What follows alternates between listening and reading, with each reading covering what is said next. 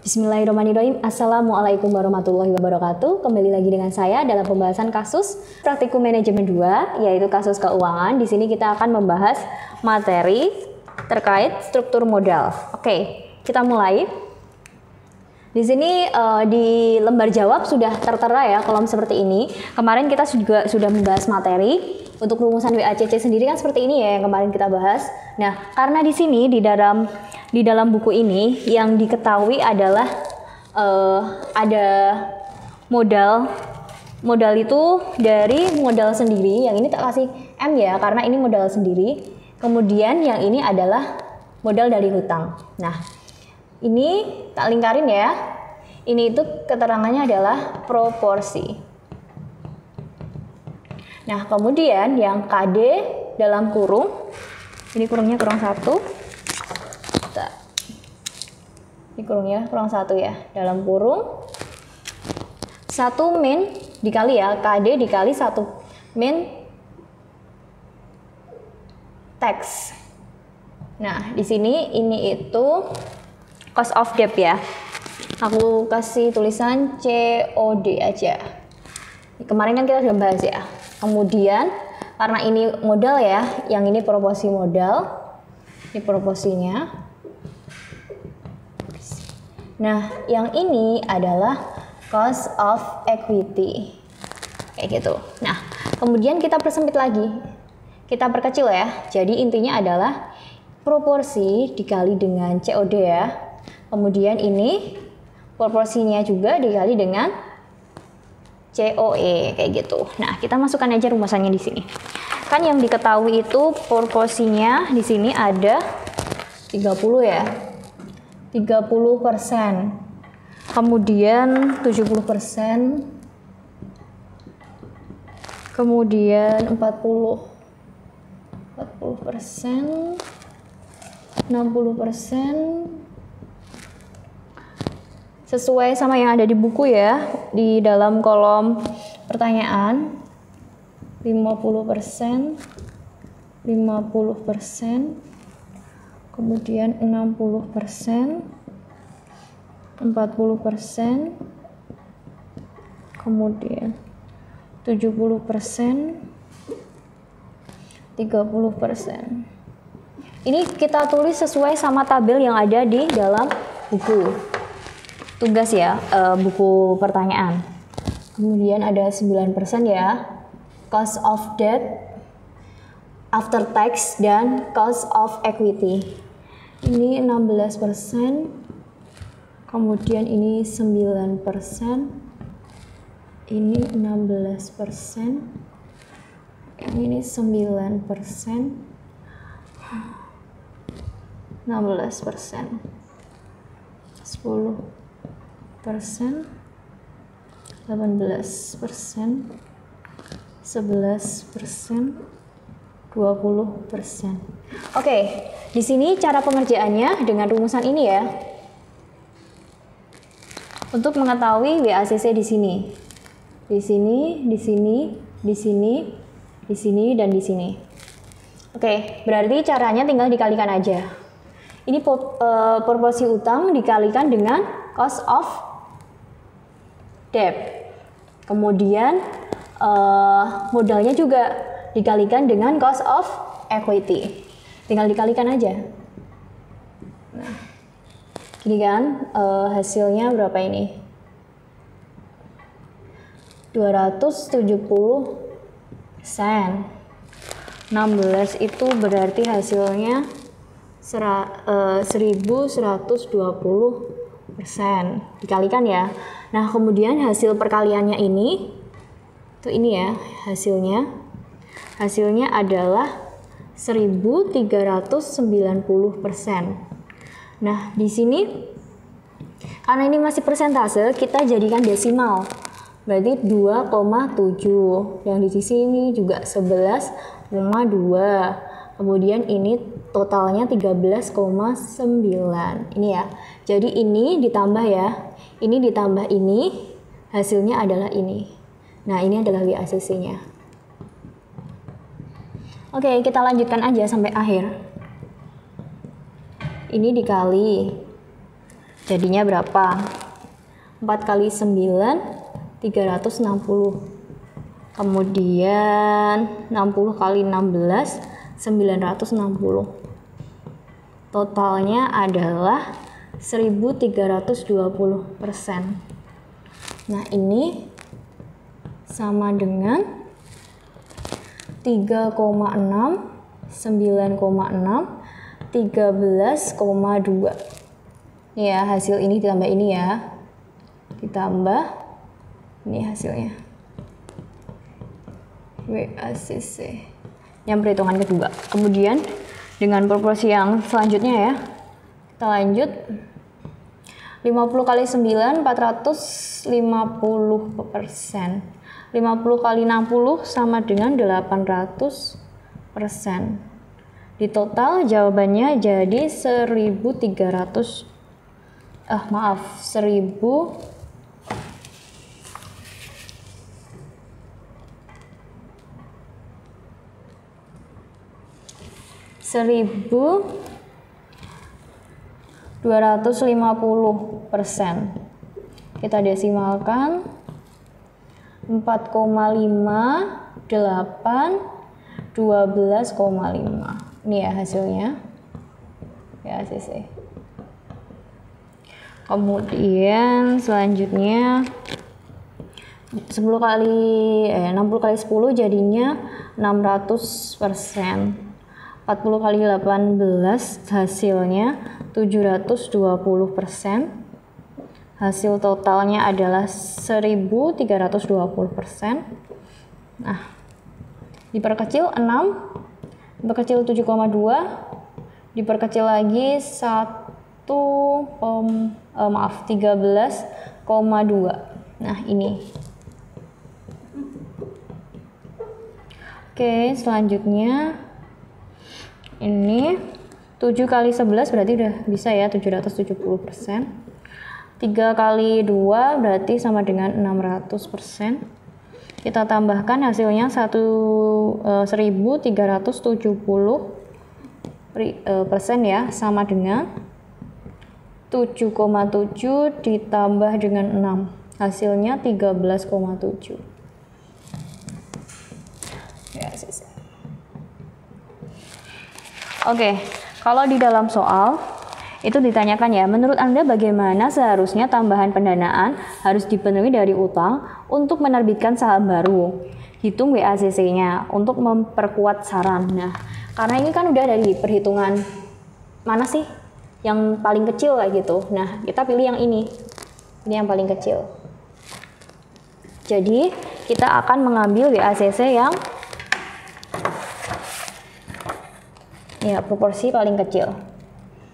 WACC paling kecil itu adalah 12,5 ini atau 1.250%.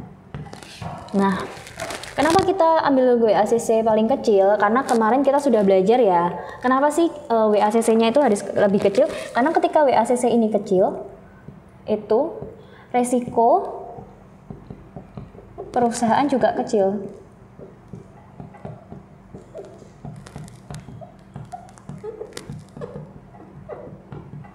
Seperti itu. Jadi ini. Oke, kasus pertama terselesaikan ya. Oke, kita lanjut untuk beberapa poin ya yang ada di lembar jawab.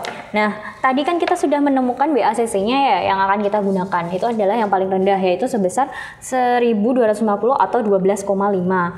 Nah, itu tadi didapat dari proporsi dari 50% utang dan modal sendiri juga 50%. Perbandingannya 50 banding 50. Kemudian yang cost of debt dan cost of equity-nya itu adalah 90% dan 16%. Oke, jadi di sini untuk memenuhi soal yang kedua ini ya, kebutuhan dana yang harus dipenuhi dari hutang. Kita mencari kebutuhan dana yang harus dipenuhi dari hutang ini. Nah, ini caranya adalah kebutuhan dana dari hutang. Tadi kita sudah ketemu ya, tadi yang kita pilih adalah yang 50%. Ini proporsinya adalah 50%. Kemudian kita kalikan kebutuhan dana yang harus dipenuhi. Ini kebutuhan dana yang harus dipenuhi ini kita dapat dari soalnya ya. Dari soal yaitu sebesar ini ada di dalam tabel ya.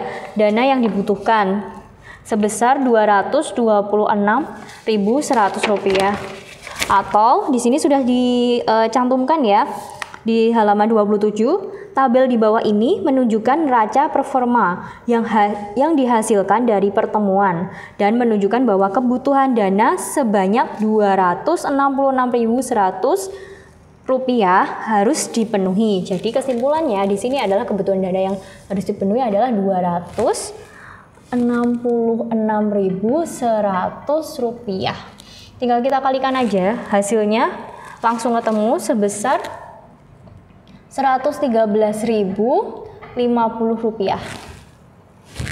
Nih, ini jawaban yang untuk soal kedua.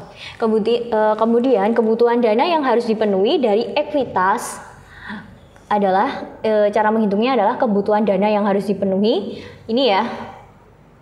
Kebutuhan dana yang harus dipenuhi ini ya. Berarti Rp266.100. Kemudian dikurangi dengan kebutuhan dana yang harus dipenuhi dari utang ini. Tadi kan sudah kita cari hasilnya ini, jadi dikurangi ini. Rp113.050.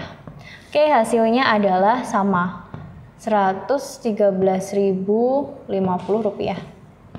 Oke, pertanyaan 3 sudah selesai. Kemudian NPM, ketika net profit marginnya itu 3,5, artinya adalah setiap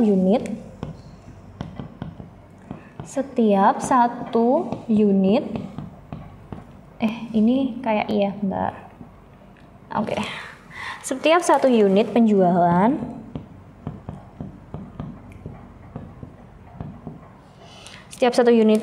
akan mendapatkan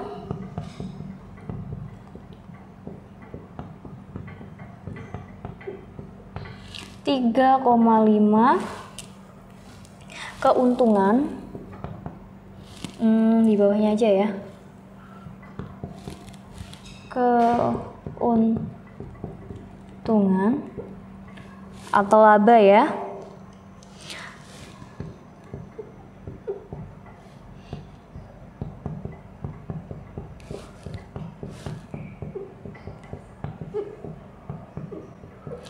Jadi NPV sebesar 3,5 itu artinya adalah setiap satu unit penjualan akan mendapatkan 3,5% ya, maaf. Oke, net profit margin sebesar 3,5 artinya adalah setiap satu unit penjualan akan mendapat 3,5% keuntungan atau laba bersih dari penjualan. Jadi artinya ini. Kemudian untuk keuntungan bersih setelah pajak NPM. Pajak NPM-nya tadi adalah 3,5%. Kemudian penjualan bersih. Penjualan bersih di sini ada sebesar, kita temukan di sini. Karena ini tadi 2016 ya, di sini di halaman 27 ada di alinea ketiga. Setiap akibat dari semua ini, penjualan mandiri diharapkan meningkat tajam dalam 3 tahun yang akan datang. Mereka memperkirakan penjualan sebanyak Rp1.933.000. Oh maaf, salah. Sebesar Rp1.933.000 pada tahun 2016. Oke, berarti sudah ditemuin ya bahwa Rp1.933.000. Kita kalikan hasilnya adalah Rp67.655. Ini hasil dari keuntungan bersih setelah pajak. Nih ya hasilnya ini. Oke, kita lanjut. Di sini untuk saham yang diterbitkan itu rumusannya ini ya.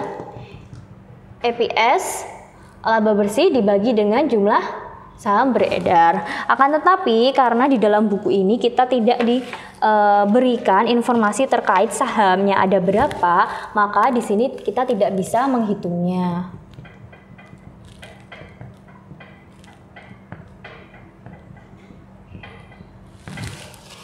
Oke, kemudian Untuk ini ya, untuk tanggapan di sini adalah tadi kita menemukan bahwa WACC ini adalah rendah. WACC rendah. Ketika kita ketahui kalau WACC-nya rendah, berarti resiko yang akan didapat sama perusahaan itu juga rendah.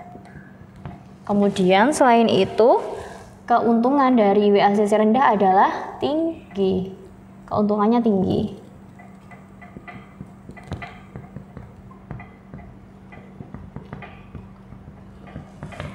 Oke, jadi dari perhitungan kita tadi, kita bisa mendapat keuntungan ya, mendapat kesimpulan bahwa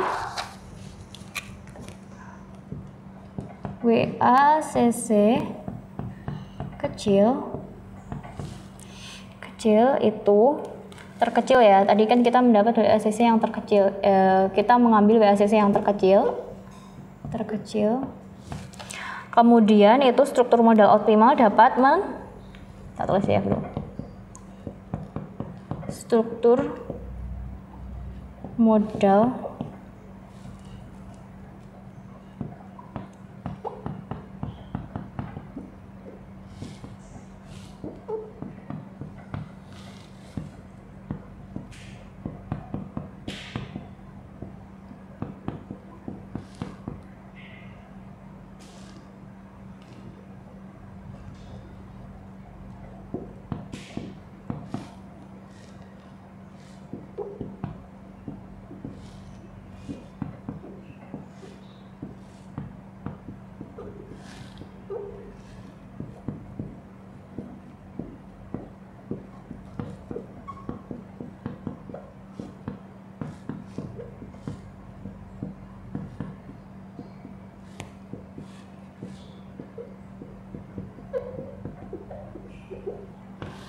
Oke, jadi kesimpulannya adalah WACC yang kita pilih adalah WACC yang terkecil.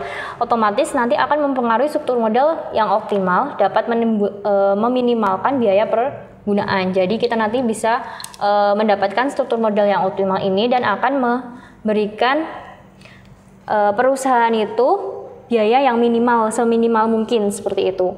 Kemudian biaya modal ya yang seminimal mungkin sehingga nilai perusahaan maksimal. Oke, untuk kasus ini sama satu lagi ya, kita tulis di sini.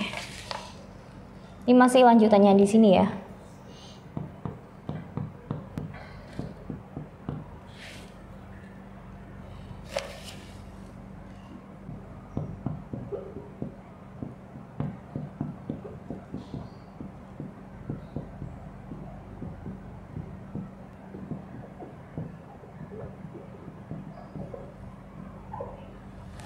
Oke, jadi semakin tinggi nilai MTM juga operasi perusahaan juga akan semakin baik kayak gitu. Jadi kesimpulannya ini ya. Ini kesimpulan pertama, yang ini kesimpulan kedua. Oke, seperti itu. Nanti kalau ada hal-hal yang mau didiskusikan kembali bisa langsung kontak aja sama Aslabnya kayak gitu, atau ada kebingungan ya. Tapi insya Allah ini sudah jelas banget. Jadi insya Allah teman-teman sudah bisa kayak gitu. Oke, terima kasih. Sekian dari video pembahasan soal kali ini. Kita tutup ya. Wassalamualaikum warahmatullahi wabarakatuh.